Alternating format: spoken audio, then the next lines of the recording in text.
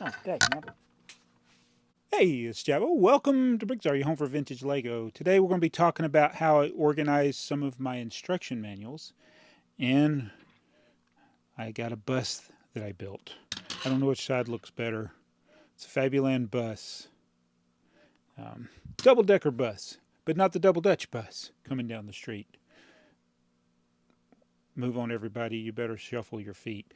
So we're going to, talk about that. And I should mention my shirt right off the bat. It's got, this is not a bat video.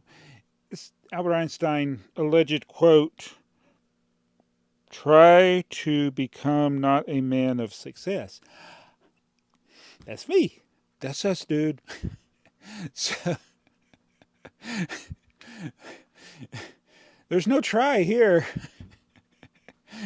Didn't you ever hear Yoda? Albert, what's up? Do or do not. There is no try. So, yeah, let's look at the set, and then I'm going to. Thing about the set is, this is set 3662 from the Fabuland era. I got almost all of it from a bulk lot of Fabuland parts, and I just had to get a couple of pieces, I think, to complete it. And I was like, oh, I need the instructions. So I had these sharpening carts filled up on BrickTsar and Bricklink, and looking at eBay even for instruction manuals. I already had it, so I almost bought another duplicate instruction of what I had. But I'm glad I did. Like I said in the previous video, I'm going to pull out all my instructions that I can find and organize them. And so I'm going to show you my Fabuland instructions. And I might even go back to the back of the room where I got some more of my vintage instructions stored as well. So first, let's look at this bus. So with Fabuland, there are going to be some things that are sometimes hard to verify or hard to see, even though this is only 32 pieces. So the first outstanding thing that's different than what the instruction shows, I think, is the bus stop clock.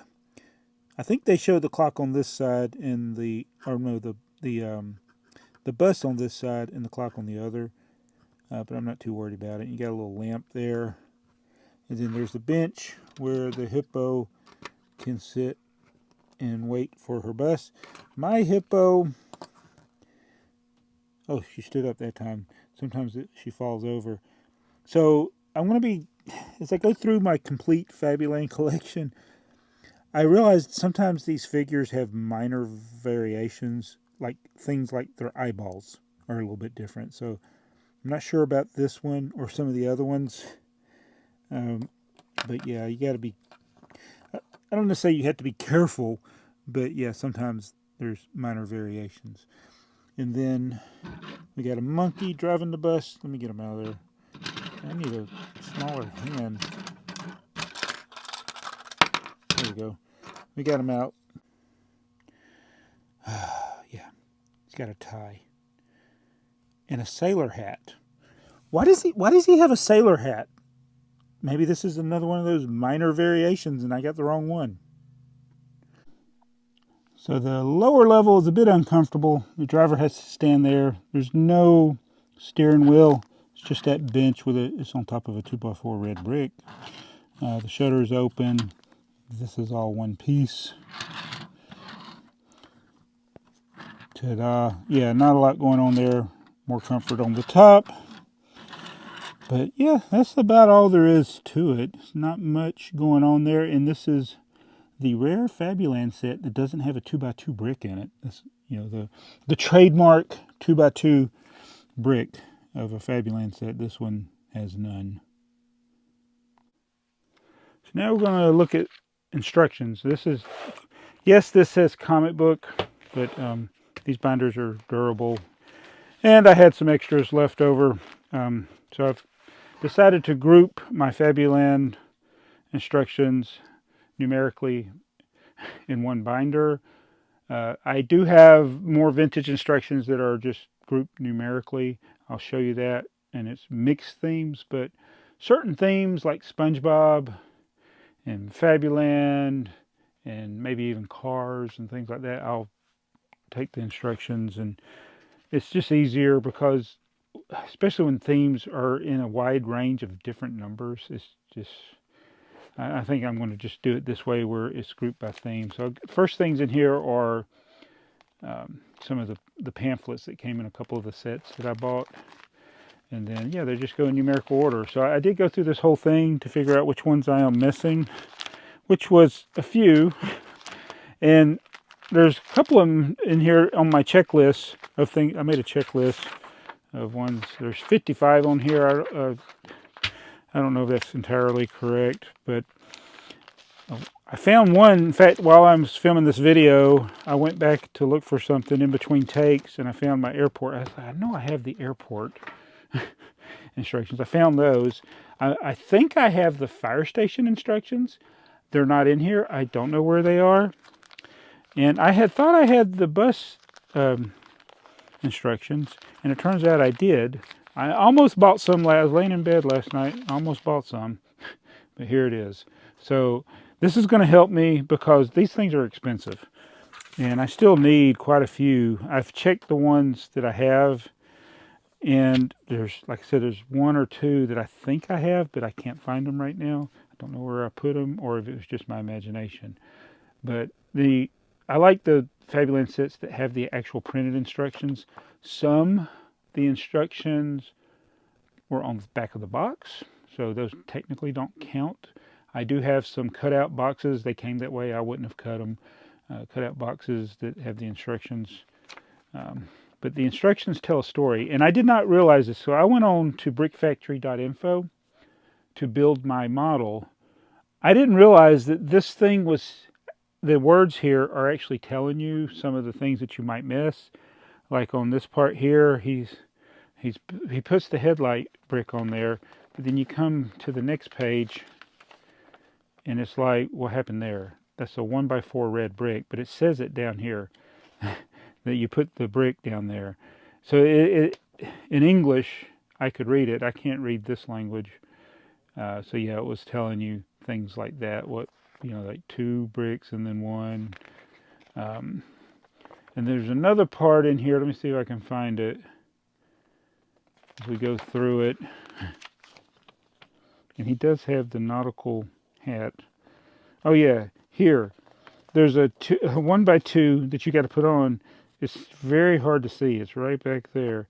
There's another angle later on that you can actually see it. There it is right there, that 1x2. So, yeah, they're not the easiest. Durbus. I know what that says. Durbus. It tells a story. Oh, wait, you picked up some friends along the way. There you go. I love the Fabuland instructions. So, yeah, almost bought this last night. In fact, I almost bought this one too, the police station, and I had it. So this is going to save me some money because you're talking, a lot of these instructions are $10 or more. There's a couple of them that are surprisingly rare. The first one in the numerical order would be a 121, and I looked, nobody has one for sale. So I'm like, that doesn't seem like it'd be a rare set. So I got to work on completing my Fabuland instructions, but this will be the Fabuland binder. I do kind of wish this had one of those sleeves on the front. I may swap it out with a different binder where I can put something that labels it as Fabuland, but for now, this will work. So some of the instructions, these are the ones that are in the store. And these boxes here, I labeled them magazine. That's the mini instructions right there. So I got 6 boxes of the magazine size and that little box there. So my wife picked an order today. Apparently somebody ordered an instruction because this box was sitting on the ground. It's heavy. And sometimes I try to do the ones that have instruction manuals so my wife doesn't have to lift these heavy boxes. They all weigh about, I don't know, 40 pounds sometimes, depending on how dense the instructions are. But yeah, somebody, a viewer of the channel actually, he bought instructions, and I think it was in that comic book too. So there's 4 comic book boxes full of instructions. And then the unsorted mess. So there's instructions in there, and there. All of these boxes, these are usually parted out set. Some of these have instructions, some of them don't. And most of these magazine boxes have instructions. There's instructions in there. It's a lot of instructions. And then back here are the vintage instructions numerically sorted. I'll just grab a random one out. That's the 6,300s. It's pretty easy under 1,000. Here's the 300s. This, or is this the 200s? Let's see what this is.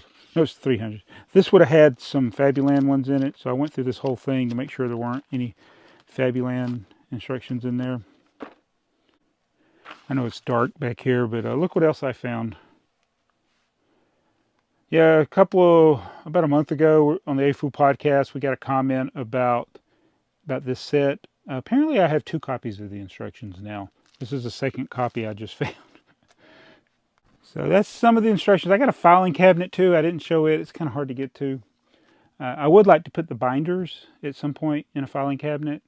My father-in-law, who's been selling all of his model trains, he had a whole bunch of filing cabinets. I asked him, I called dibs on his filing cabinet. So when he gets done with a lot of that, I'm hoping to get some filing cabinets for him, and I'll use that for those binders. It makes it a little easier, and it's better for him to sit that way. Yeah, less stress on the pages. But anyway, yeah, that's some of my instructions, and it tickles me. Well, it doesn't. Does it tickle me? I often see the discussion about just throwing your instructions out, and it can. I mean, you think about how much space this is taking up in my base. That's a lot of space for the instruction manuals. And I sold one today, or I guess it would have been technically yesterday at the time of filming this video, and they do sell eventually. And I do buy them, and I see an instruction manual over there in that box. I have paid a lot for certain instruction manuals, and there are certain instruction manuals that I won't. That either you can't find them, or they're very expensive. And so yeah, if you have instructions you don't want them, throw them away, or give them to me. But yeah, you just never know. It's like I did the haul yesterday. I still haven't put these pieces away. The Lego puppet. It's like most people see something like that, they don't think it's valuable, and it is. And oh yeah, I know a lot of like the common sets of today. Yeah, they're not worth anything. People aren't going to be buying like some of the sets that are mass produced right now. They're not going to be looking for the instructions now. But maybe in the future, somebody will be out there trying to finish a set, and they'll want the printed instructions instead of the online version. But if you throw them away, I totally understand it, but it only helps me when you do. So thank you for throwing your instructions away, because that decreases the supply. And that's why the old instructions are so valuable. When I was a kid, we didn't protect them. We didn't save them, or we didn't. I didn't necessarily throw them out, but I didn't take care to keep them in good condition. So over time, 50 years later, yeah, there's less and less of those, so they become more valuable. And then the exclusive things that people miss, they become valuable. So, you know, things like the Statue of Liberty, a lot of those, I mean, Darth Maul set, those instruction manuals are triple digits. And there's a lot of other examples like that. They're, you know, $100 or more for an instruction manual. Crazy, yeah. And like these Fabuland instructions, most of them are $10 to $20, even some of the small ones, $10 to $20, what I see people selling them for. That's not necessarily what they're worth, but it is what I have paid sometimes to get the ones I want. So I still probably got about, I guess I got like 3/5 of the instruction manuals. I may need like 20, 15, I don't know, somewhere in that range. So I'll be looking at my list here. I could count them on camera here. I need 1, 2, 3, 4, 5, 6, 7, 8, 9, 10, 11, 12, 13, 14, 15. I got that one. 16, 17, 18, 19, 20, 21. Oh, I'm wrong. I need 24. Oh, that is sad. I got to mark this one off my list though. 24. That's a lot. Oh my goodness. I do have one on the way though, so it's 23. Yeah, I got a lot of instructions to get. So It's fun. It's part of the game. Part of the, and it's like I want to work on getting all the pieces for the sets. Then I'll work on getting stickers or reproduction stickers, and then lastly the instruction manuals. So the hard part about it is that there's not going to be one seller that has all of them. So to get, just say round it down to 20 instructions, I'll probably be looking at 15 different sellers.